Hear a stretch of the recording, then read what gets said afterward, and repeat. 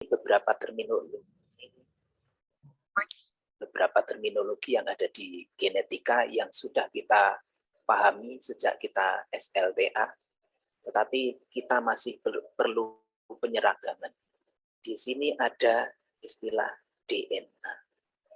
Apa itu DNA? Apa itu gen? Apa itu kromosom?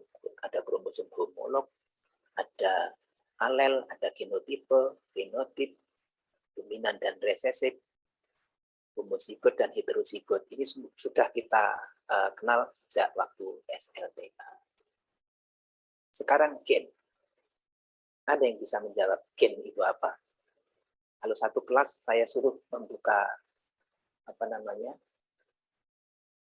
Google, pasti jawaban gen itu adalah pembawa sifat keturunan. Ada lagi nanti yang menjawab dengan jawaban unit dasar suatu pewaris keturunan. Nah, kata-katanya seperti itu biasanya. Coba kalau berdasarkan pemahaman kalian tanpa membuka Google, apa itu gen? Saya izin menjawab ya Pak. Silakan. Wujud dari gen itu adalah DNA polinukleotida rantai panjang yang mengkode protein. Ya, jadi gen adalah intinya adalah pada kode protein. Nah, itu kalau dibaca atau dilihat di Google, kalimat seperti itu tidak akan muncul di Google. Jadi gen selalu saja akan menunjuk suatu apa yang dimaksud dengan pewaris keturunan atau mungkin pewaris sifat atau seirama dengan itu. Nah, kalimat seperti yang disebutkan oleh Mbak Amalia tadi ya. Nah, itu tidak akan muncul kalau kita tidak memahami. Jadi gen adalah sebenarnya yang dimaksud dengan gen adalah kode protein. Jadi, gen itu adalah sepenggal DNA yang mengkode satu protein. Sepenggal DNA yang mengkode satu protein. DNA itu apa? DNA adalah wujudnya berupa rantai polinukleotida, rantai panjang, double helix, upas ganda atau double helix, kemudian tersusun sejajar, anti paralel. Sudah pernah kita tahu juga ya. Jadi polinukleotida artinya nukleotida yang banyak. Apa nukleotida itu? Nukleotida adalah satu unit yang terdiri dari satu basa nitrogen, satu gula, gulanya gula ribosa, sering disebut gula pentosa, kemudian satu fosfat sebagai penyambung. Di antara nukleotida satu dengan nukleotida lain nanti akan disambung-sambung oleh adanya fosfat. Jadi gen adalah pengkode satu protein disebut gen. Kemudian gen itu adalah berarti ya kode protein. Singkatnya gen itu adalah kode protein. Wujudnya apa? DNA rantai panjang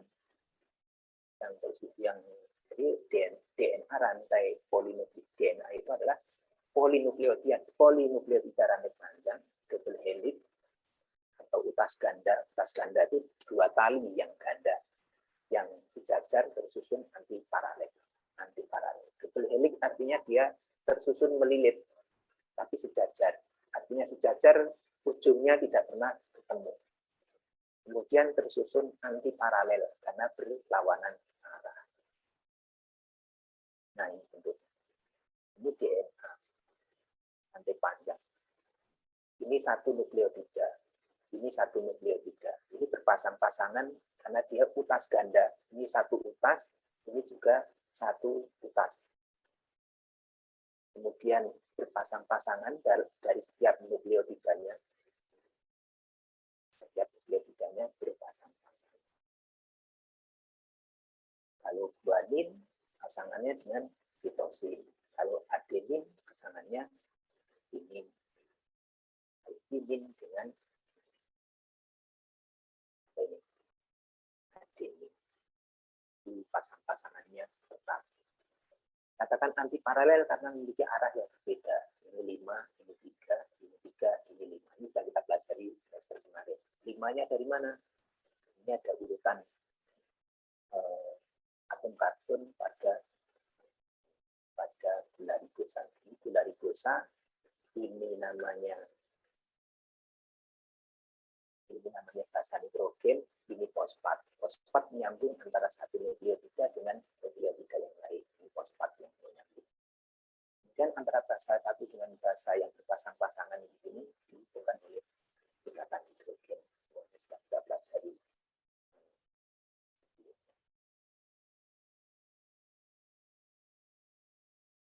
Oke.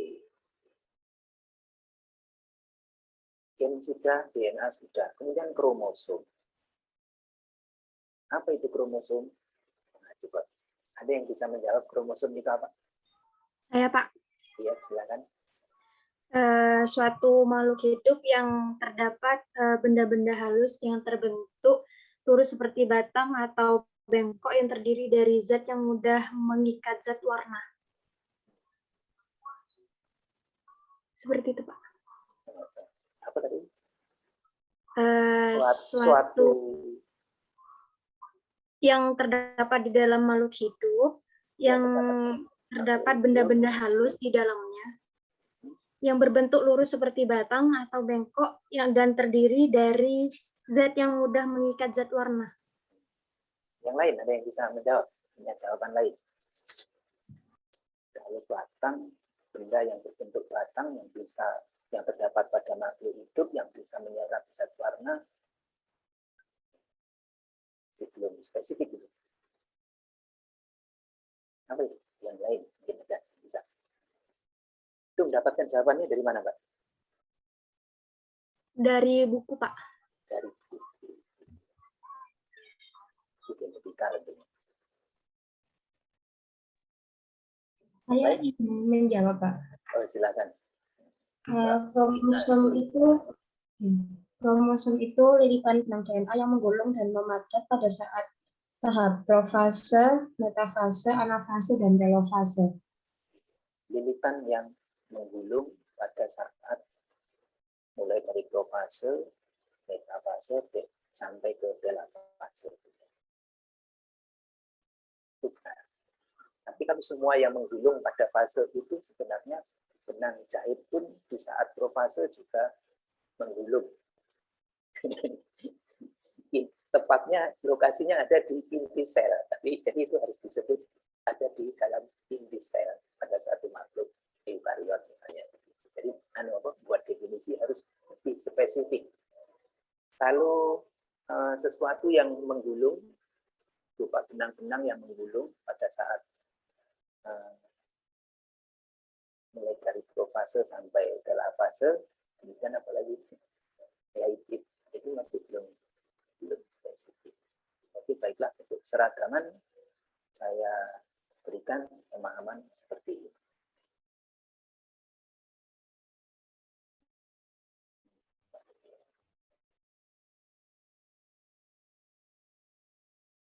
Kromosom.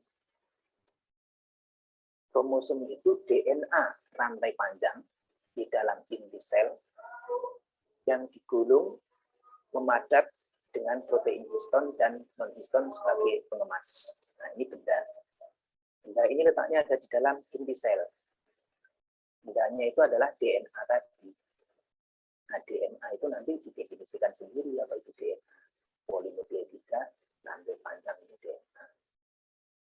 Rantai panjang di dalam inti sel yang digulung memadat dengan protein histon dan non-histon sebagai pengemas. Kapan adanya kromosom ini? Yaitu pada saat tadi profase, metafase, anafase, dan telofase itu benar. Definisi boleh dipanjangkan sampai di sana. Di luar fase itu tidak disebut sebagai kromosom. Jadi fase-fase di dalam sel itu ada fase pembelahan, itu mulai dari fase profase, metafase, anafase, dan telofase. Di luar fase itu disebut dengan fase interfase. Pada fase interfase, benang-benang ini tidak bisa dilihat karena dia tidak dalam keadaan menggulung. Dia keadaan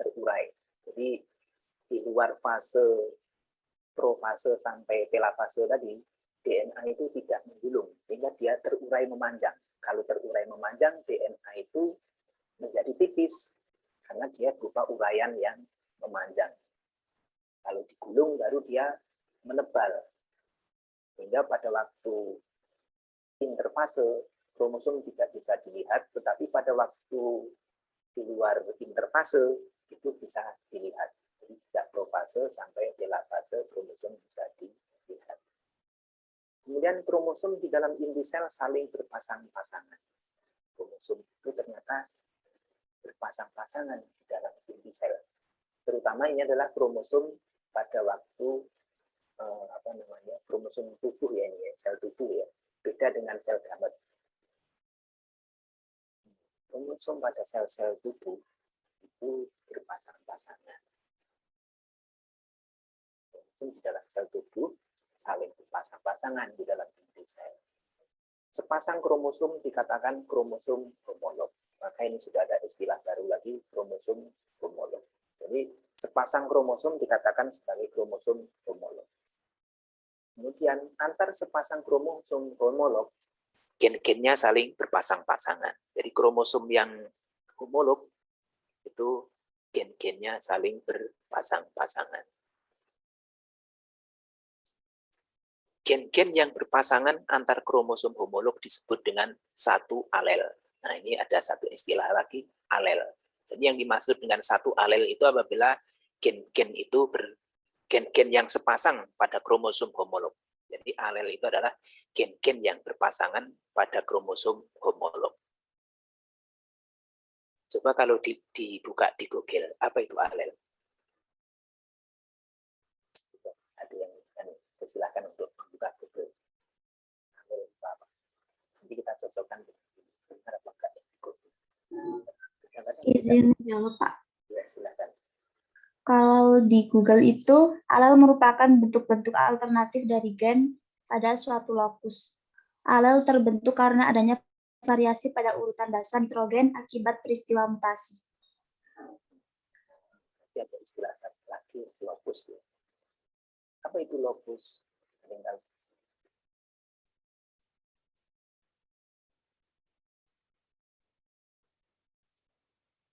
Lokus itu segmen DNA atau gen di dalam kromosom itu disebut dengan lokus. Jadi tempat gen di dalam kromosom itu disebut lokus. Kemudian istilah tadi apa? Istilah yang dikatakan alel tadi berupa alternatif. Apa tadi namanya? Iya, bentuk-bentuk alternatif dari gen pada suatu lokus, Pak. Bentuk-bentuk alternatif gen dalam satu lokus. Bentuk-bentuk gen dalam jadi bentuk alternatif dari satu gen dalam satu lokus. Ya. Boleh bisa begitu. Tapi mungkin nanti ada juga apa namanya? Jadi yang dimaksud satu alel bisa saja tidak menunjukkan suatu alternatifnya. Bisa saja dia adalah homozigot. Kalau alternatif kan bisa kalau alternatif itu kalau nggak homozigot bisa heterozigot. Tetapi dia adalah gen-gen yang berpasangan pada kromosom yang homolog. Jadi kromosom yang homolog tadi kan lokusnya berpasang, gen-gennya kan berpasang-pasangan. Setiap satu gen ini dikatakan berada dalam satu lokus, kemudian dia berpasang-pasangan. Nah, gen itu kalau dia berpasang-pasangan akan dengan gen yang bersesuaian pada kromosom yang homolog.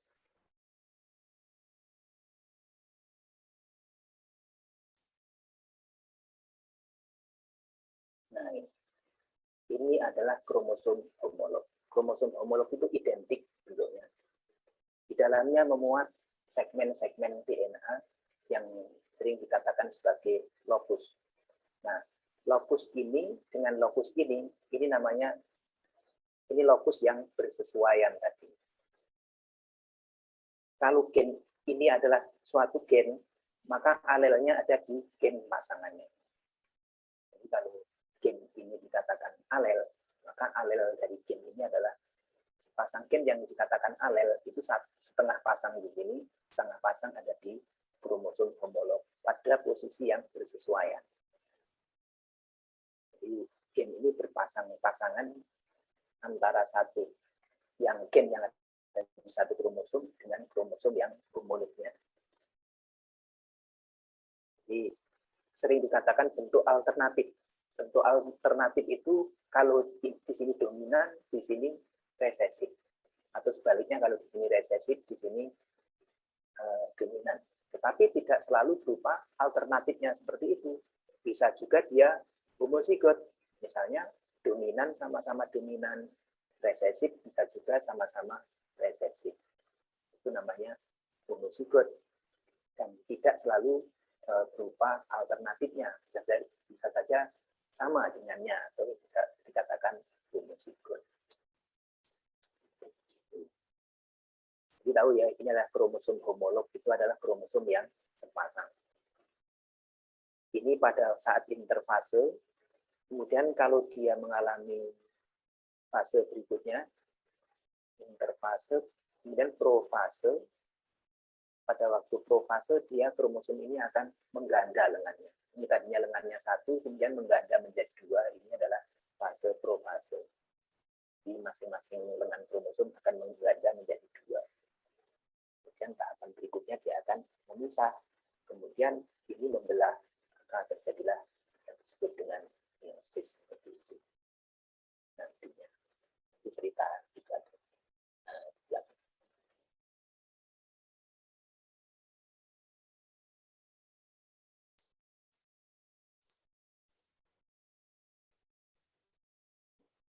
Kita sudah mengenal istilah kromosom. Pasang kromosom dikatakan kromosom homolog. Jadi kromosom homolog adalah kromosom yang identik. Biasanya identik kan kromosom homolog itu.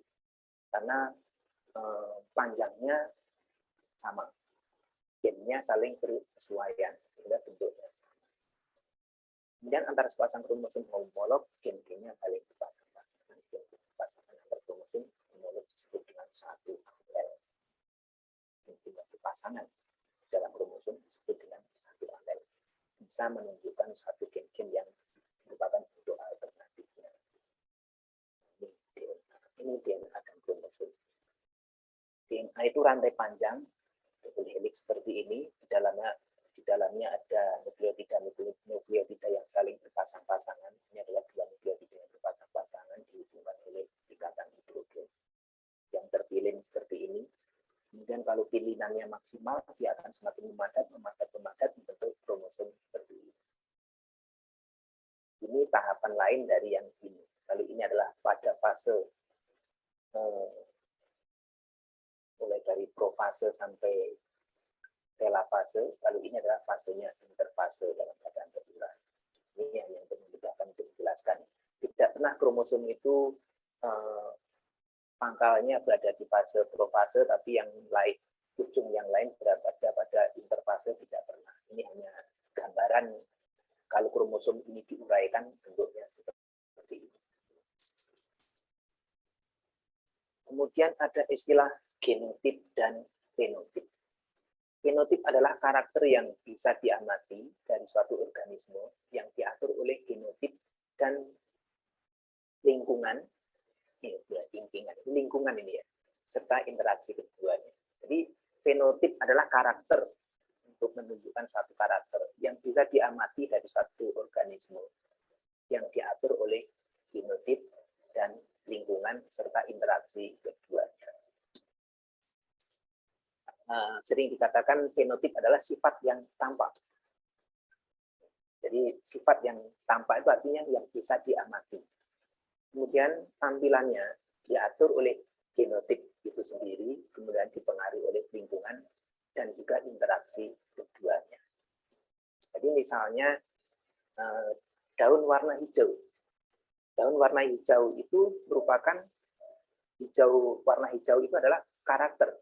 Warna hijau itu adalah karakter dari daun tersebut. Maka itu dikatakan sebagai genotip. Warna hijau tersebut dikendalikan oleh gen atau genotip, yaitu gen yang mengkode protein pigmen warna hijau itu. Nah, warna hijaunya dipengaruhi oleh adanya gen yang mengkode pigmen warna hijau tadi dan juga lingkungan yang ada di sekitarnya. Kalau lingkungannya misalnya tidak ada cahaya, maka pigmen tadi bisa tidak terbentuk. Misalnya tanaman yang disembunyikan di dalam kolong tempat tidur, maka walaupun ada genotip yang mengatur supaya bisa menghasilkan pigmen warna hijau, jadi ada kode protein untuk disintesis menjadi protein warna hijau. Karena lingkungannya tidak ada cahaya yang menyebabkan gen ini terekspresi, maka warna hijau tadi tidak bisa terbentuk. Karena lingkungan tidak bisa, lingkungan yang mempengaruhi untuk gen ini bekerja itu tertutup. Jadi untuk bisa terekspresinya pigmen warna hijau tadi, itu harus ada lingkungan yang membantu, yaitu cahaya. Jadi fenotip adalah hasil kerja dari genotip. Jadi ekspresi dari gen itu berupa fenotip. Jadi fenotip ini adalah hasil ekspresi gen. Bagaimana mengekspresikannya? Gen itu terekspresi apabila mensintesis protein. Jadi yang dimaksud dengan ekspresi gen atau ekspresi dari suatu genotipe, apabila genotipe ini mensintesis protein. Hasil ekspresinya adalah fenotip. Fenotip itu adalah karakter yang bisa kita lihat. Seperti itu. Jadi antara genotipe dengan fenotipe itu adalah antara gen dan ekspresinya. Genotipe ini menunjukkan kode suatu gen. Jadi genotip adalah kode yang menunjuk keadaan suatu genetik, yang menunjuk karakter tertentu yang tidak bisa diamati. Jadi kode ini, gen itu kode yang kode tapi tersembunyi, genotipe itu. Dia bisa diekspresikan apabila gen ini mengekspresikan diri. Kalau dia mengekspresikan diri, maka dia akan terbentuk fenotip yang bisa diamati. Bagaimana genotip mengekspresikan diri? Yaitu dengan cara mensintesis protein. Nah, protein itu yang tampilannya nanti dengan adanya protein itu bisa diamati secara fenotip. Jadi ekspresi gen adalah biosintesis protein. Hasilnya adalah fenotip atau karakter yang bisa diamati.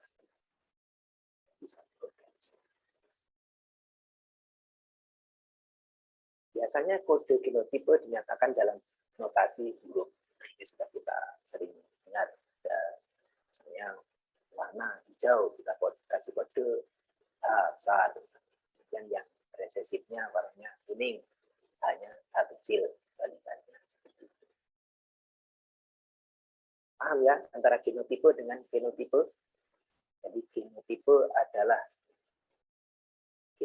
adalah kode dari suatu gen, kemudian fenotipe adalah ekspresi. Jadi antara genotipe dengan fenotipe adalah gen dan ekspresi. Genotipe itu keadaan yang menunjuk suatu genetik atau gen yang menunjuk suatu karakter tertentu, kemudian fenotipenya adalah bagaimana gen tersebut ekspresinya, itu dilihat di fenotip. Bagaimana gen itu diekspresikan? Yaitu dengan cara biosintesis protein. Untuk terjadinya biosintesis protein, selain dipengaruhi oleh genotipe tadi, juga dipengaruhi oleh lingkungan. Kemudian selain itu juga dipengaruhi oleh interaksi lingkungan dengan gen tersebut. Kalau tidak ada interaksi, ya bisa jadi tidak terekspresikan. Bisa dipahami sampai di sini? Nggak bisa. Genotipe itu kode gen, fenotipe adalah ekspresi dari gen. Kemudian ada dominan dan resesif. Ada yang bisa menjelaskan apa itu dominan? Izin menjawab. Ya, silakan. Dominan itu seperti yang kalau simpelnya ya, seperti yang kita ketahui bahwa dominan itu berarti sifat yang dominan muncul, yang yaitu tampak muncul banyak gitu, dominan yang sesuatu yang terlihat. Sedangkan untuk resesif itu bahwasanya sifat yang tertutupi oleh sifat dominan tadi, sehingga resesif itu sebenarnya bukan tidak terlihat, cuman tertutupi oleh sifat yang dominan tadi. Gitu, Pak. Bisa dipahami yang lain? Ya, Bisa. kira-kira begitu. Jadi sepasang gen di dalam kromosom homolog itu saling berpasang-pasangan. Pasang-pasangannya itu bisa sesama gen-gen yang dikatakan sama-sama dominan, ada yang satu dominan, yang satu resesif, ada yang sesama gen-gen resesif. Biasanya kalau gen itu antara dominan dengan resesif itu berpasangan, maka yang akan muncul ekspresinya adalah gen yang dominan. Jadi gen dominan itu akan mendominasi ekspresinya gen resesif. Sehingga karakter dari gen resesif tadi tidak terlihat. Yang terlihat adalah karakter gen dominan. Jadi pada gen yang sepasang dalam satu lokus yang berpasangan pada kromosom yang homolog, dua pasang kromosom, itu yang satu membawa satu gen pasangannya, yang satu lagi bawa gen pasangannya lagi. Nah, kadang-kadang sepasang gen pada kromosom yang homolog itu ada yang sesama dominan, ada yang sesama resesif, ada yang dominan dan resesif pasangan.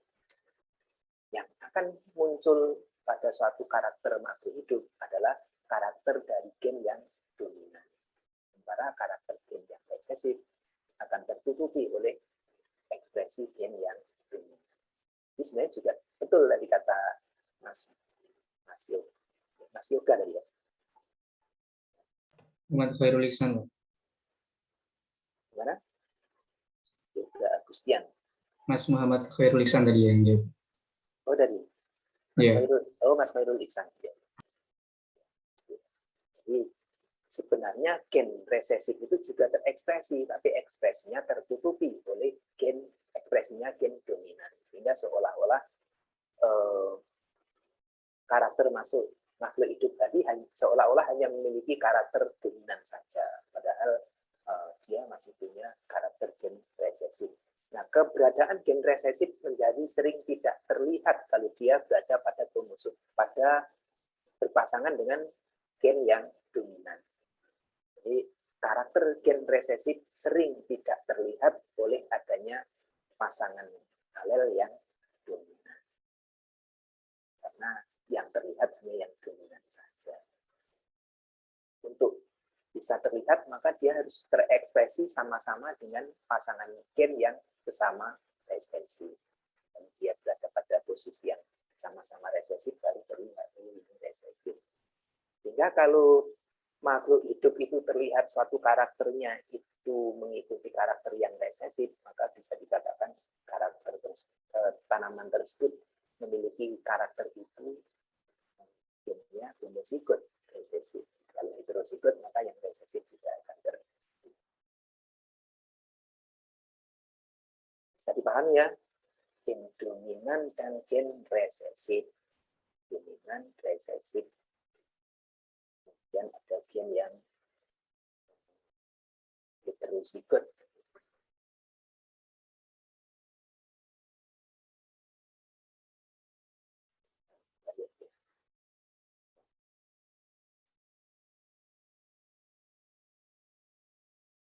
Dominan, resesif.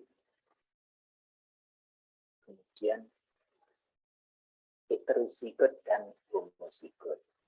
Kalau heterozigot itu adalah sepasang gen yang sama-sama dominan atau sama-sama resesif pada kromosom homolog.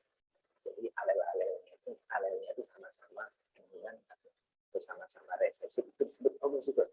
Kalau dia berbeda, yang satu dominan, satu resesif, disebut sebagai sepasang gen yang heterozigot. Ya, ada homozigot dan ada heterozigot. Ini semuanya sudah kita mendapatkan. Kemudian hal yang harus dipahami dalam belajar genetika ini adalah peristiwa meiosis. Peristiwa meiosis ini adalah perpindahan gen atau aliran genetik yang mempersiapkan untuk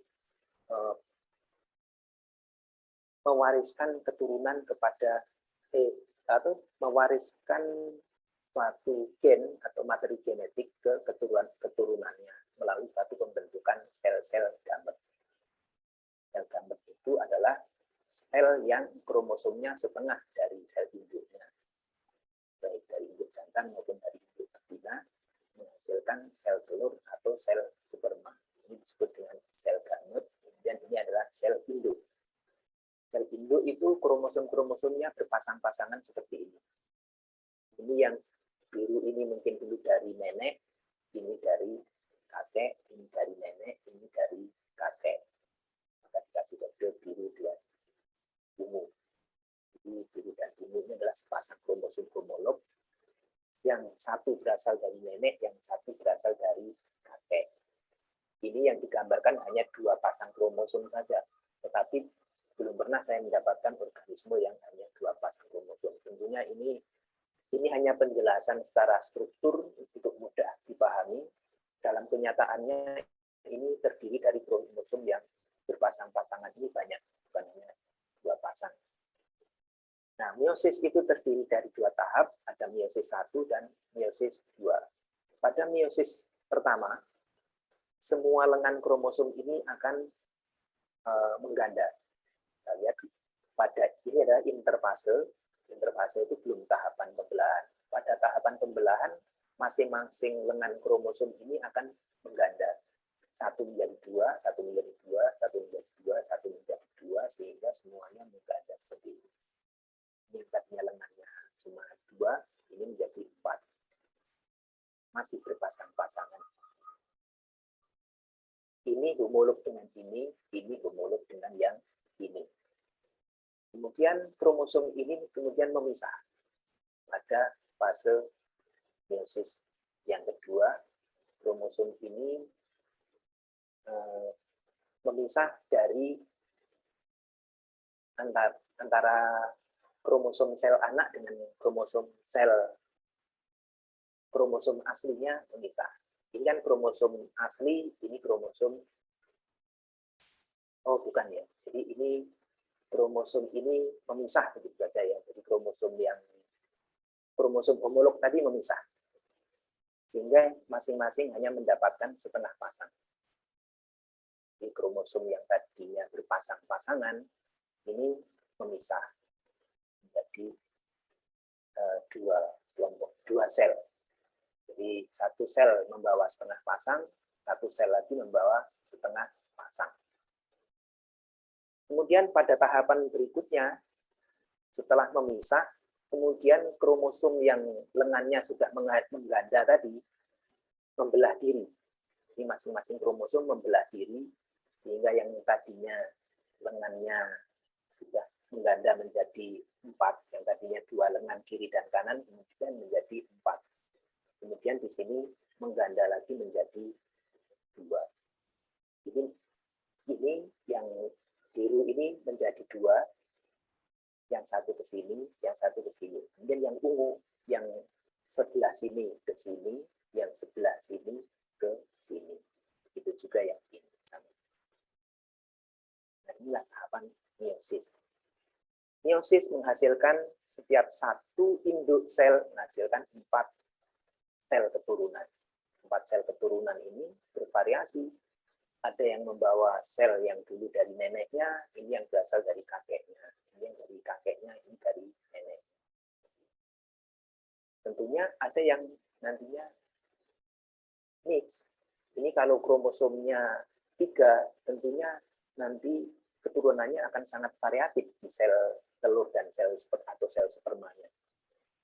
Bisa sama-sama biru, bisa sama-sama ungu, bisa campuran biru dan ungu, sehingga dengan semakin banyak kromosom, maka variasi keturunan pada sel telur atau sel spermanya aja sudah variasi, sangat variatif. Sehingga ini yang menyebabkan nanti keragaman anak itu menjadi macam-macam bentuknya.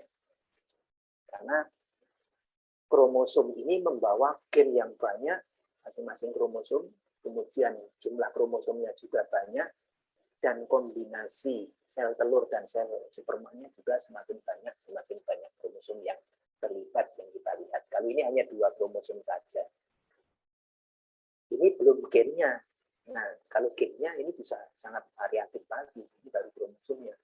Tentunya ini membawa ratusan atau mungkin ribuan gen di setiap kromosom ini, sehingga variasinya akan sangat banyak sekali. Sehingga dalam suatu teori dikatakan bahwa tidak mungkin ada keturunan dari suatu individu itu yang hampir tidak mungkin seragam. Jadi anak dari suatu hasil perkawinan itu hampir tidak mungkin seragam dari suatu persilangan itu. Karena dari sel telurnya saja, atau mungkin dari sel spermanya saja sudah variatif seperti ini. Sehingga untuk mendapatkan individu yang seragam itu sangat sulit, atau individu yang sama itu hampir tidak mungkin kita temui. Karena dari sel telur dan sel spermanya saja sudah menghasilkan variasi yang demikian banyak. Nah, ilmu genetika ini adalah ilmu yang mempelajari tentang meiosis ini sebenarnya. Jadi ilmu genetika ini adalah ilmu yang mempelajari tentang meiosis sebenarnya. Jadi genetika 1, genetika Mendel itu sebenarnya ilmu yang mempelajari tentang meiosis. Pada hukum Mendel 1 itu dikatakan bahwa semua alel memisah karena kromosomnya memisah seperti ini. Ini biru dengan ungu, ini kan biru yang tadinya kromosom homolog. Ini dengan ini homolog dengan yang ini, dan ini homolog dengan yang ini. Pada semua kromosom homolog alelnya memisah seperti ini. Yang ini memisah dengan yang ini memisah dengan yang ini. Tadinya ini kan pasangannya yang ini pasangannya yang ini, kemudian semuanya memisah sehingga seperti ini. Jadi hukum Mendel 2 memisahnya itu secara bebas. Memisah secara bebas itu sebenarnya begini, waktu ini memisah, kalau ini nggak bisa untuk menjelaskan itu. Memisah secara bebas itu satu lengan, 2 lengan ini bisa lari ke kiri, bisa lari ke kanan. Yang ini juga bisa lari ke kiri atau bisa ke kanan. Kalau yang satu kiri, yang satu harus ke kanan tentunya. Kemudian kalau yang ini ke kiri, maka yang satu lagi harus ke kanan. Memisahnya seperti itu, bebas itu. Jadi bebas itu bebas memilih ke kiri, bebas memilih ke kanan. Sehingga semakin banyak kromosom yang terlibat, pasangan-pasangan kromosom yang terlibat, maka setiap satu kromosom memiliki peluang untuk kiri dan ke kanan yang masing-masing. Ini juga tidak tergantung dengan kromosom yang ini, apakah yang ini yang ke kiri atau yang ini yang ke kanan. Begitu juga untuk kromosom kedua, ketiga, keempat, sampai ke 46 kalau manusia.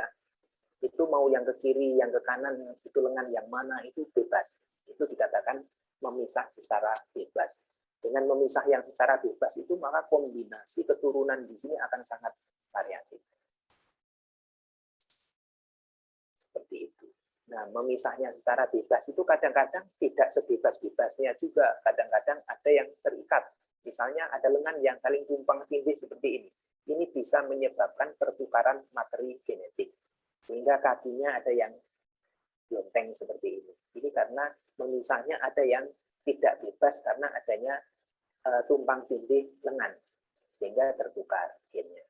Ini menyebabkan perbandingan keturunannya tidak sesuai dengan yang diramalkan pada hukum Mendel 1 dan 2. Maka seperti ini dikatakan penyimpangan semu. Belum lagi ada karakter yang selalu mengikuti karena dia terpaut oleh kromosom tertentu. Itu disebut dengan kromosom yang terpaut, pautan kromosom. Ada lagi yang pautan seks, hanya terpaut pada gen dengan kode seks tertentu. maka peristiwa meiosis inilah yang nanti akan mewarnai selama 1 semester ini yang akan kita pelajari ke depan. Bisa dipahami peristiwa meiosis itu? Silahkan kalau ada yang mau ditanyakan. Izin bertanya, Pak. Ya, silakan Mas Khairul.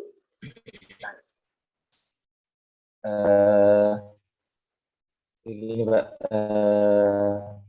mengenai sifat dominan resesif gitu ya. Nah, intinya mutasi gitu ya. Mutasi.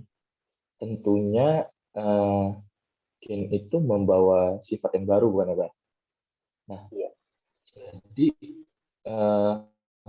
jadi sifat apa sih yang dibawa oleh gen yang sudah termutasi itu? Apakah dia itu gabungan dari dominan dan resesif, atau gabungan dari dominan atau resesif, atau bahkan dia itu membawa sifat tersendiri, atau bagaimana gitu?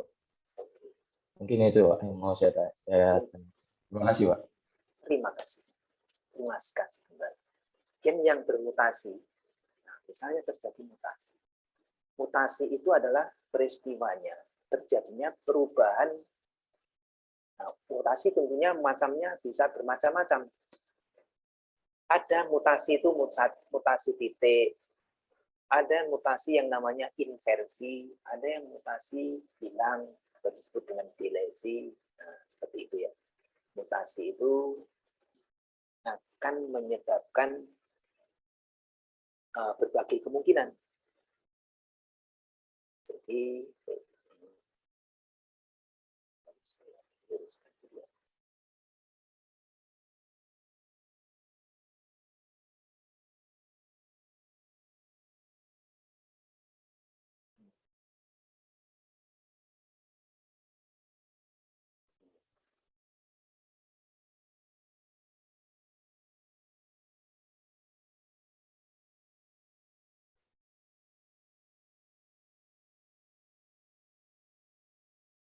Mutasi adalah perubahan urutan DNA di dalam suatu kromosom. Berubahnya itu bisa berbagai sebab. Misalnya ini kepotong.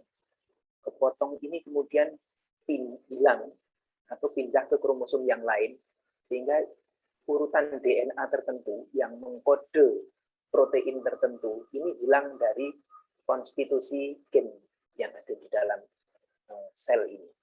Nah, hilangnya ini disebut dengan delesi. Kalau hilangnya satu gen, maka karakter ini akan hilang. Hilang itu artinya yang tadinya terekspresi menjadi tidak terekspresi. Misalnya yang tadinya rambutnya hitam, karena kode gen yang mengkode pigmen warna hitam ini hilang, maka satu rambut yang diakibatkan oleh termutasinya gen pigmen warna hitam ini menjadi tidak ada rambut, menjadi rambut yang tidak berwarna hitam. Misalnya rambutnya menjadi putih. Itu mutasi karena hilangnya segmen kromosom yang mengkode pigmen warna hitam. Atau mungkin mutasinya ini kemudian terpotong, kemudian diinsersi oleh gen baru dari tempat yang lain, maka muncul karakter yang baru, yang mungkin bukan karakter rambut yang terbentuk, tetapi mungkin karakter yang lain, misalnya bisa warna kulit atau apa misalnya. Ini juga bisa menyebabkan terbentuknya karakter baru. Kemudian bisa juga gen yang mengkode pigmen ini putus, tapi tidak kemana-mana. Tetapi setelah putus, diselipi oleh DNA lain yang menginterupsi, sehingga mengacaukan ekspresi dari gen ini. Kalau misalnya urutan ATGC itu terselipi oleh kode yang lain, yang di luar dari urutan dari pigmen itu, maka pigmen yang mestinya terbentuk pigmen warna hitam tadi juga tidak bisa diekspresikan karena terinsersi oleh urutan kode DNA lain, sehingga merusak kode genetik yang mestinya mengekspresikan pigmen warna hitam menjadi tidak terekspresikan. Itu juga satu jenis mutasi bisa jadi yang umum, mutasi secara alami itu akan menghilangkan suatu karakter tertentu. Nah, yang hilang itu bisa karakter buruk atau bisa karakter yang apa? Ya tidak semua karakter kan menguntungkan. Bisa juga ada yang karakter yang tidak menguntungkan mungkin hilang. Misalnya gen yang menyebabkan dia tidak tahan terhadap suatu penyakit. Protein itu menyebabkan bisa dikenali oleh suatu penyakit misalnya. Maka suatu gen ini bisa hilang menyebabkan tanaman yang tadinya mudah dikenali oleh penyakit menjadi tidak dikenali oleh suatu penyakit tertentu. Tanaman ini menjadi lebih tahan terhadap penyakit karena dengan adanya protein yang untuk mudah dikenali penyakit tadi menjadi tidak bisa dikenali misalnya seperti itu. Jadi mutasi biasanya hilangnya suatu segmen DNA tertentu atau menjadi tidak terekspresinya suatu gen karena kerusakan gen tersebut atau mungkin terseliti oleh karakter yang atau DNA yang lain. Sehingga yang tadinya terekspresi menjadi tidak terekspresi. Nah, pada umumnya sebenarnya mutasi itu merugikan bagi organisme tersebut. Tapi kadangkala bisa menguntungkan kalau misalnya yang termutasi itu justru karakter yang buruk tadi, tapi itu sangat jarang terjadi. Jadi pada umumnya mutasi akan menyebabkan hilangnya ekspresi gen tertentu karena perubahan susunan gen tadi. Jadi tidak terjadi. Itu, Mas. Baik, Pak. Terima kasih, Pak. Berarti sifatnya tadi itu, karakternya tadi itu tidak terekspresi ya, Pak. Berarti karena sudah terjadi penyisipan ataupun perubahan yang tadi. Baik, Pak. Terima kasih, Pak. Ya, jadi perubahan urutan DNA, ATGC itu bisa hilang beberapa segmen, bisa juga diseliti oleh segmen lain sehingga kacau. Bisa juga satu segmen hilang semuanya. Itu pada umumnya merugikan. Tapi akan bisa terjadi sangat kecil peristiwa itu justru menguntungkan. Maka kadang-kadang mutasi buatan sering dibuat. Dibuatnya itu rata-rata kalau mutasi buatan itu menghasilkan tanaman yang unik. Yang unik itu karena sebenarnya bagi tanaman itu sendiri tidak menguntungkan, tetapi bagi yang membuatnya itu untung. Misalnya membuat tanaman hias, dibuat mutasi secara buatan, bisa diradiasi dengan sinar gamma, sinar beta atau apa itu, menyebabkan DNA-nya putus-putus sehingga beberapa gen yang tadinya terekspresi menjadi tidak terekspresi. Warna daun mestinya hijau, warna hijaunya hilang sehingga menjadi warnanya belang-belang karena pada bagian-bagian tertentu gen yang mengekspresikan warna hijau itu menjadi hilang sehingga daunnya menjadi putih, hijau, pada bagian yang termutasikan itu menjadi daun warna hijau sehingga menghasilkan daun tanaman yang variegata itu yang bolong-bolong putih hijau itu hasil mutasi buah. Jadi pada bagian tertentu tidak mengekspresikan pigmen warna hijau karena pigmen warna hijaunya gennya dirusak secara spot-spot tapi tidak merata. Itu salah satu contoh dari cara pembuatan mutasi buatan. Tapi tanaman apa menguntungkan? Sebenarnya tidak menguntungkan. Daun itu kalau hijau semua kan bisa melakukan fotosintesis semua. Tapi pada bagian yang warnanya putih, nggak ada pigmen hijaunya, bagian itu tidak bisa melakukan fotosintesis. Sehingga terhambat sebenarnya pertumbuhan. Ada lagi mutasi yang menggandakan kromosom, mutasi buatan, misalnya diberi kolkisin. Semua DNA-nya mengganda, kromosom itu mengganda. Pembelahannya dihambat, maka kromosomnya terhenti pada fase, misalnya profase. Profase itu semua kromosom sudah mengganda, tetapi tidak jadi membelah, sehingga kromosomnya double. Atau terhenti pada saat metafase, kromosomnya semuanya sudah mengganda, kemudian tidak terjadi pembelahan. Sehingga kromosomnya semuanya ganda, kinerja biosintesis proteinnya menjadi double. Jadi mestinya satu siklus sintesis protein itu menghasilkan 10 unit protein, karena kromosomnya ganda, maka biosintesis proteinnya menjadi 2 kali lipatnya. Maka ukuran tanamannya bisa menjadi lebih besar, lebih giant. Daunnya lebar-lebar, sehingga tanaman itu menghasilkan buah yang besar-besar juga. Itu tanaman seperti itu namanya kromosomnya yang digandakan. Sering disebut dengan tanaman poliploid. Jadi tumbuhan itu menjadi ukurannya lebih besar. Walaupun tidak semua yang poliploid semuanya besar, kadang-kadang ada yang justru kecil itu ada. Jadi kalau membuat mutasi buatan yang lebih mudah untuk sering mudah diamati itu biasanya dengan penggandaan kromosom. Tidak merusak kromosom, tetapi semua kromosomnya mengganda. Nah, bahan-bahannya bisa menggunakan colchicine. Sekarang ada zat baru yang juga diketahui bisa melakukan mutasi buatan secara penggandaan, ada namanya orizalin. Orizalin itu juga senyawa alam yang bisa digunakan untuk buat kromosom mengganda, tetapi tidak membelah. Pada tahap berikutnya baru membelah.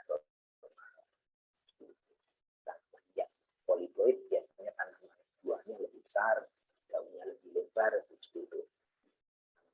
Lebih besar.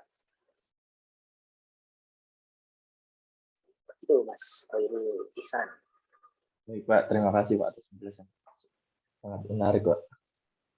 Jadi genetik ini sebenarnya ilmu sekaligus seni. Ilmu karena di dalamnya syarat dengan ilmu pengetahuan yang ya, tentang DNA itu kan ilmu. Tapi seninya kita bisa membuat karakter cara merekayasa genetik. Tentunya di dalam koridor ya, kita bisa merekayasa genetik suatu tanaman atau mungkin hewan, tetapi kita tidak boleh merekayasa genetik manusia karena nanti akan menyalahi kodrat dari penciptaan Allah, sehingga ada kode etik di sana yang tidak semuanya boleh kita lakukan. Yang lain mungkin ada yang mau ditanyakan terkait dengan gen, kromosom, alel. Mohon izin Pak. Ya silakan Mas Yoga. Ini Pak, saya masih kurang paham mengenai tadi yang proses meiosis. Pertama itu ketika proses ini indah silang atau crossing over itu kan ada letak atau lokasi yang namanya kiasma. Nah itu proses pindah silang itu maksudnya antar kromatid yang non saudara itu bagaimana prosesnya gitu, bagaimana mekanismenya? Apakah mereka ya spontanitas saja langsung misal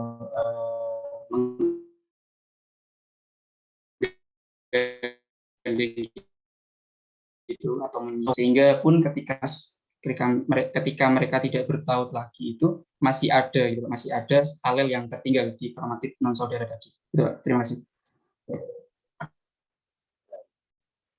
Jadi pada peristiwa pindah silang itu ada peristiwa pertukaran materi genetik. Jadi DNA ini kan kalau kita lihat ya tidak seperti lengan kromosom itu tidak seperti lengannya manusia yang saling tumpang tindih, tidak terjadi apa-apa, tidak akan terjadi pertukaran genetik. Tetapi kalau misalnya pada DNA ini kan hanya rantai panjang polinukleotida yang memiliki yang tersambung-sambung oleh adanya ikatan kimia. Beda dengan tangan kita yang terikat oleh ikatan otot. Kan serabut otot itu kan banyak sekali dan kuat sekali. Maka di sana tidak akan terjadi lepasnya suatu lengan, kemudian terjadi pertukaran. Tetapi kalau suatu ikatan kimia, itu di saat dia berdekatan seperti ini, maka ikatan-ikatan yang lebih kuat itu akan lebih mudah untuk saling berpasangan, kemudian ikatan yang lemah maka akan lebih mudah putus. Jadi seperti itu. Jadi kenapa ini bisa terjadi pertukaran materi? Karena ikatan yang kemudian tertukar itu sebenarnya ya kaidahnya itu kaidah molekuler.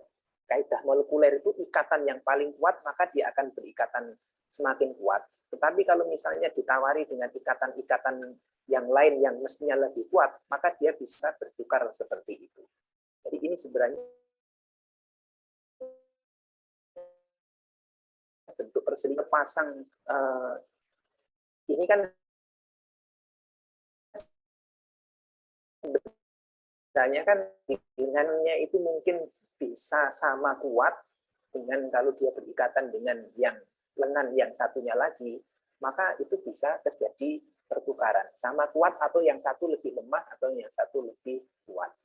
Maka pertukaran ikatan itu bisa terjadi apabila terjadi selisih gaya ikatan antara sesama nukleotida dalam satu lengan ini, sehingga dia bisa berpindah dengan yang lain seperti itu. Jadi itu sebenarnya kalau saya katakan itu bentuk perselingkuhan suatu ikatan, gitu ya. Seperti itu. Jadi apa ya? Kalau seorang yang sudah berpasangan suami istri, kemudian tetangga, bukan tetangganya ya, mungkin di tempat jauh lain, ayo bisa jadi tetangga. Gitu.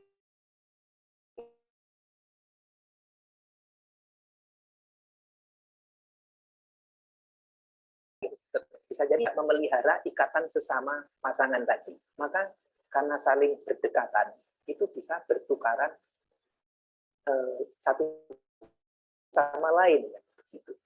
Karena satu bisa jadi lebih, kok istilahnya tuh rumput tangga lebih hijau. Nah, seperti itu. Itu juga berlaku pada kromosom. Jadi kromosom tetangga ini segmen-segmennya itu sebenarnya sudah punya ikatan dari dulunya gitu. Tetapi karena suatu takdir dia saling berdempetan, kemudian yang satu ternyata ikatan itu bisa memilih. Apalagi ini secara alami ikatan ini bukan ikatan yang dilandasi oleh moral agama kan, kalau yang namanya ikatan kimia itu. Ikatan kimia tidak dilandasi oleh moral agama, sehingga kadang-kadang mana yang lebih kuat untuk saling tarik-menarik, maka dia akan bisa lepas dan berganti pasangan seperti itu. Nah, kalau pada manusia masih ada ikatan agama, walaupun rumput tetangga lebih hijau, kadang-kadang ya sudah bertahan karena ini sudah ada ikatan dari KUA kan seperti itu. Nah, ikatan kimia ternyata seperti itu.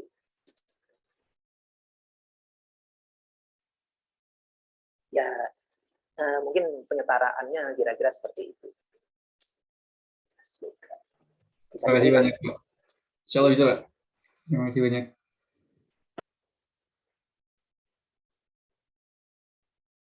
Nah, tugasnya kalau sudah menikah nanti itu supaya ikatan yang membuat ikatan kuat itu tetap kuat itu bagaimana? Suatu ikatan menjadi kuat itu kan kita harus ingat bersatunya dulu. Apa yang menyebabkan dua ikatan ini bisa menyatu? Apa yang paling menarik dari pasangan ini? Itu valensinya. Jadi yang menyebabkan suatu zat tarik-menarik itu kan disebabkan oleh valensi yang bersesuaian. Artinya konjugatif.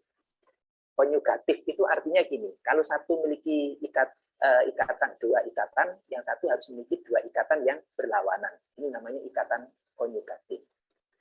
Kemudian tetangga ternyata juga memiliki ikatan yang sama-sama dua, punya sisi-sisi yang seirama gitu. Ini bisa terjadi pertukaran.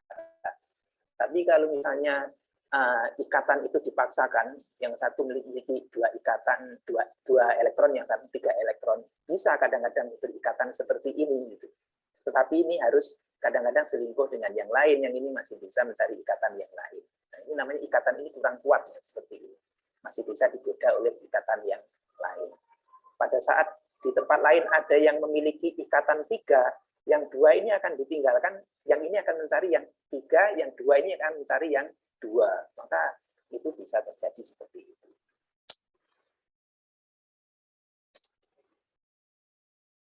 Begitu. Yang lain mungkin ada yang mau ditanyakan? Saya, Pak. Iya, silakan Mas Muzaki. Oke, jadi saya ingin bertanya, Pak, mengenai apa namanya bayi kembar identik itu ya, Pak ya. Nah, itu kan apakah bisa dilakukan dengan cara rekayasa genetik pandang ilmu genetika ataupun kedokteran ya mungkin, apakah bisa dilakukan ya Bapak? Kemudian faktor atau peluang besar bisa terwujud bayi kembar identik itu seperti apa Pak? Karena kan saya pernah baca di salah satu artikel itu bisa menggunakan sistem bayi tabung, kemudian ada inseminasi seperti itu. Nah itu bagaimana ya Bapak? Tahapan meiosis yang semestinya ini sudah tershare ya. Sudah. Tahapan meiosis yang sesungguhnya sudah terjadi seperti ini. Semestinya sel telur dan sel sperma itu sangat variatif seperti ini. Sehingga nanti ada peluang untuk dibuai dari sel sperma yang juga memiliki variasi yang sama-sama banyaknya seperti ini. Sehingga sebenarnya untuk mendapatkan bayi yang identik secara genetik itu kan sangat sulit ya. Karena dari sel telurnya aja dan sel spermanya sudah sangat variatif seperti ini. Kan begitu ya. Jadi secara alami, kembar identik itu sangat sulit terjadi seperti ini. Karena dari sel sperma dan sel telurnya sudah sangat variatif seperti ini. Bagaimana kembar identik bisa terbentuk? Nah, sel sperma sudah terbentuk seperti ini, kemudian dipilih salah satu sel sperma yang misalnya yang seperti ini misalnya. Kemudian sel sperma ini dibiakkan. Begitu juga sel telurnya juga sudah didapatkan sel telur tertentu yang sama, yang diambil salah satu, kemudian dibiakkan juga. Sel ini kalau sudah dibiakkan dalam keadaan zigot, zigot itu kan kromosomnya tidak berpasangan seperti ini. Sehingga kalau ini dibiakkan, maka seluruh keturunannya akan seragam seperti ini semua. Begitu juga sel telur yang sudah dipilih, yang berasal dari satu telur, maka kalau dia dibiakkan kan akan menghasilkan telur-telur yang seragam.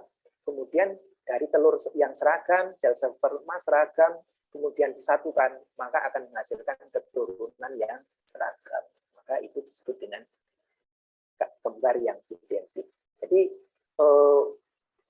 sudah menjadi sel telur, tapi masih dibiakkan lagi, dibelah, diperbanyak. Sel spermanya juga sudah dapat, kemudian diperbanyak lagi, kemudian disatukan. Maka itu akan menghasilkan kembar yang identik. Seperti itu, Mas. Baik, Pak. Terima kasih.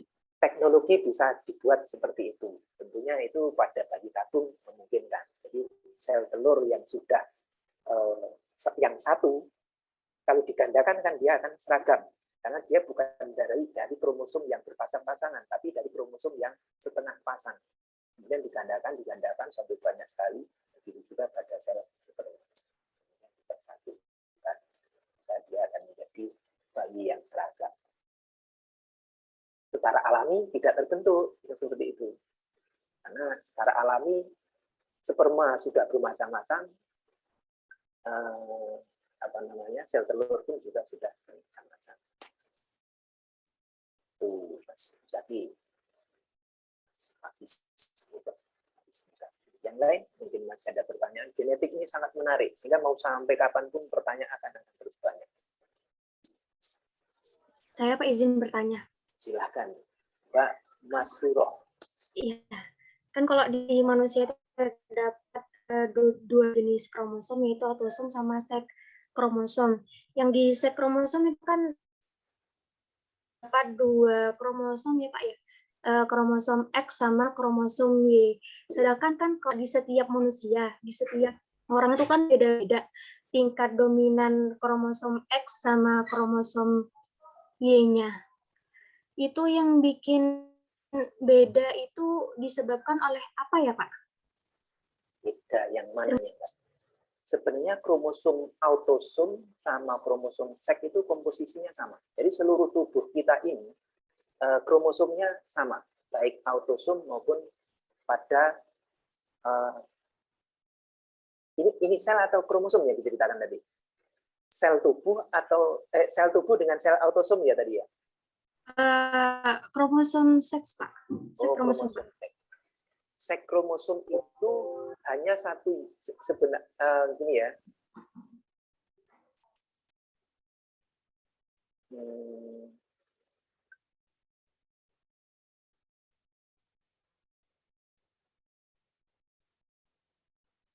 sebenarnya sel tubuh maupun sel kelamin itu sebenarnya sama. Sel tubuh juga ada sel X dan Y-nya. Kemudian sel kelamin sama, ada X dan Y-nya di samping kromosom-kromosom yang lain juga, kan gitu. Kemudian ada salah satu kromosom yang disebut dengan kromosom seks. Mungkin kita anggap ini sebagai kromosom seks, gitu ya. Kemudian pertanyaannya gimana tadi? Apakah di setiap orang itu, orang satu sama orang yang lainnya itu sama komposisi kromosomnya? Jika tidak sama komposisi kromosomnya, maksudnya yang di orang A itu yang mendominasi itu kromosom Y, sedangkan yang orang B itu yang mendominasi kromosom X. Jika berbeda, Pak, antara keduanya itu, maksudnya yang mendominasi itu disebabkan oleh apa ya, Pak? Terima kasih. Sebenarnya tidak ada kromosom dominan, tidak ada kromosom resesif. Atau yang tidak dominan, gitu ya. Yang namanya kromosom itu dikatakan homolog. Itu karena dia sama-sama kromosom yang menuju pada satu karakter yang tertentu, gitu ya. Jadi sebenarnya saya kurang paham dengan pertanyaanmu ini. Jadi kalau ini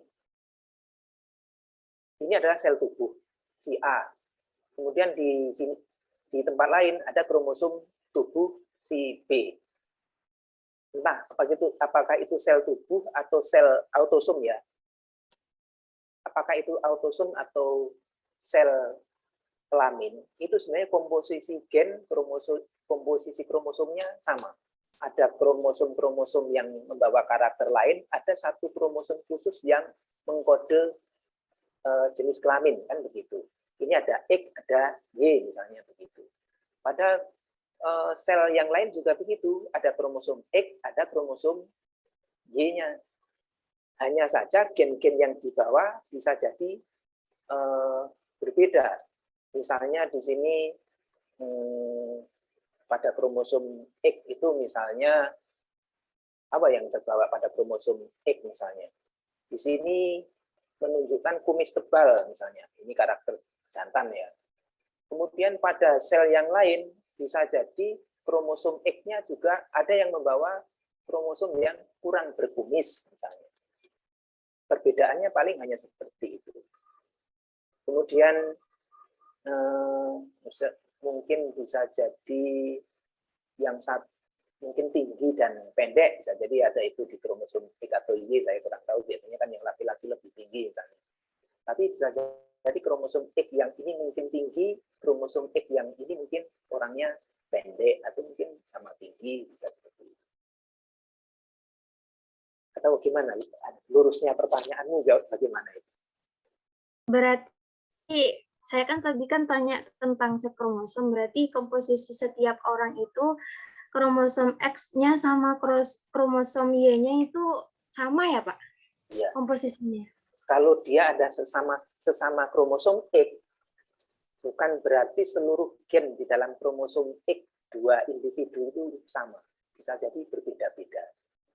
Seperti saya contohkan tadi, yang satunya mungkin gennya berkumis untuk X yang si A, kemudian X-nya si tetangga kita itu bisa jadi di dalam kromosom X-nya mungkin tidak berkumis. Bisa seperti itu. Kemudian yang satu rambutnya mungkin keriting, yang satu mungkin lurus. Bisa jadi sama-sama keriting, dan juga seperti itu. Jadi walaupun sama-sama kromosom seks, karakternya bisa berbeda.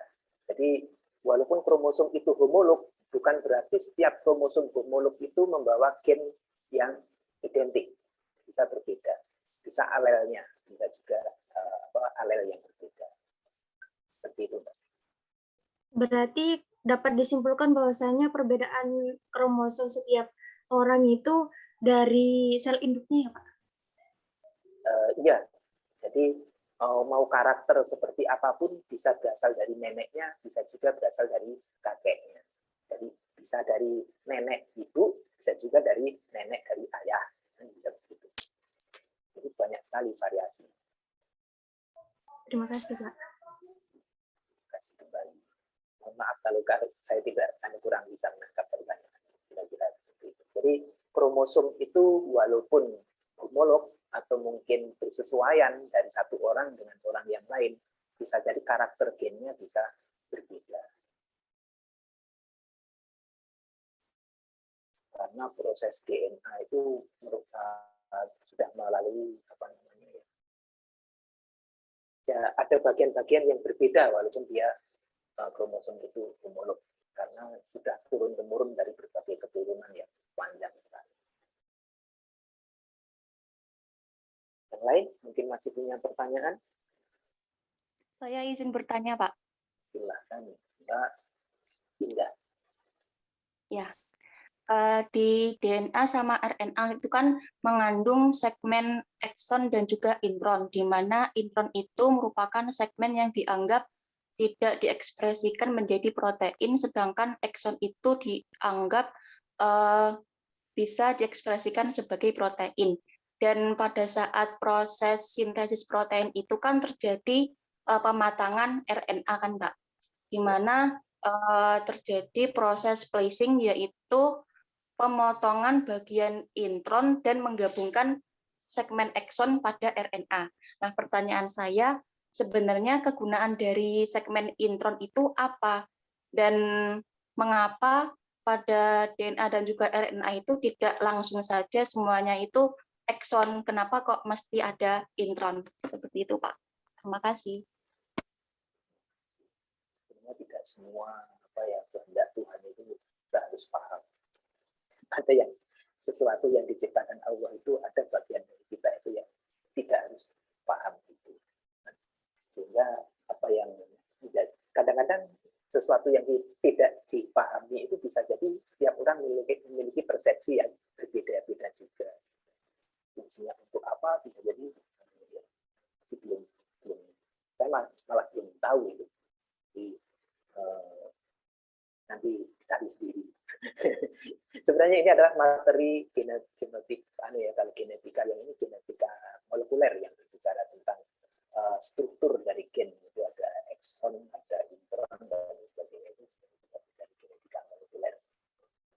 Kalau sekarang saya jawab, mungkin saya anggap itu sebagai casing dari suatu gen. Jadi gen. Kalau manusia menciptakan HP saja, ada bungkusnya, mungkin juga punya casing supaya dia tidak mudah terganggu oleh kiri kanannya, maka dia dikasih casing jadi seperti itu. Saya kurang bisa menjawab. Jadi kadang ada sesuatu yang tidak harus semua kita pahami dalam satu pelajari lagi. Baik, terima kasih, Pak. Kalau nggak ada casingnya kan HP kan tidak jatuh kan ya, pecah. Nah, mungkin game juga seperti itu. Pada waktu mau transaksi, casingnya harus dilepas. Kalau mau ganti baterai, HP-nya juga harus dilepas dari casingnya. Mungkin mekanisme yang serupa itu. Itu nanti fungsi intron untuk apa? Sudah pernah googling belum di Google? Fungsi intron. Maaf ya, nggak bisa jawab. Ya, maaf, karena ilmu manusia itu sebenarnya tidak banyak. Terbatas. Ini juga suatu pelajaran. Adanya suatu pertanyaan yang membuat saya untuk suatu saat akan mencari seperti itu. Kadang-kadang kita belajar tentang Mendel, di luar dugaan ada pertanyaan genetika molekuler yang apa-apa. Kan itu dengan genetika molekuler itu memang saling melengkapi. Kemudian kalau saya jawab ngawur pun, ya karena kita sama-sama nggak tahu kan, nanti kita sama-sama punya tantangan untuk nanti mencari yang sebenarnya. Saat ini saya jawab itu casing.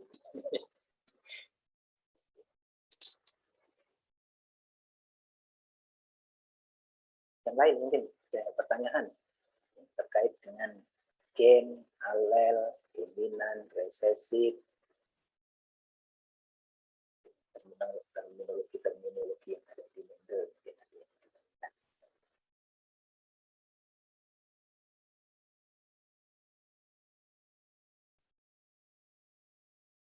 Safiratul Amanah yang bertanya. Hari ini saya waktunya nggak cukup ya kalau untuk mengabsen satu persatu. Saya sebentar lagi ada seminar proposal ada ujian skripsi. Saya harus menguji 5 menit lagi. Saya minta ketua kelasnya untuk mengabsen kelasnya masing-masing. Dan pertemuan ini saya cukupkan sekian dulu ya. Kalau tidak ada pertanyaan, kita ketemu minggu depan. Mudah-mudahan yang kita pelajari tadi bisa dipelajari lebih dalam lagi, nanti kayak bisa dibaca di berbagai buku. Kita harus punya pemahaman yang lebih benar tentang pemahaman tadi. Kadang-kadang yang di Google belum tentu benar, jangan hanya membaca satu sumber. Karena membaca satu sumber kadang-kadang belum tentu tepat. Jadi nanti bacalah. Terima kasih atas perhatian semuanya. Mudah-mudahan bermanfaat. Mari kita tutup pertemuan ini dengan bersama-sama baca doa kafaratul majelis.